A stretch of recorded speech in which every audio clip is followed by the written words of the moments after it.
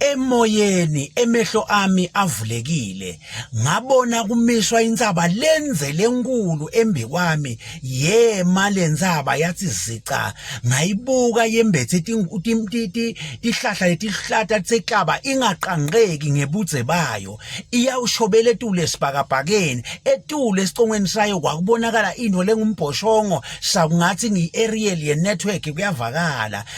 ngathi ngisayibuka ngase ngqwala emandla la ngummangaliso ngasuka ngadubula njenge-rocket ngathi vubu ngaphakama ngayishaya sikhwengula lenzaba nangiyitungeleta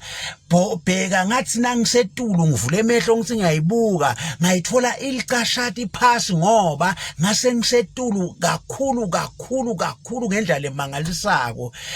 mangiyibukela phasi ilicashata moya wakhuluma kimi ngikumoya emehlo ami avulekile wathi moya leya ndzaba lengiyibonako ngumbuso welive leMaswati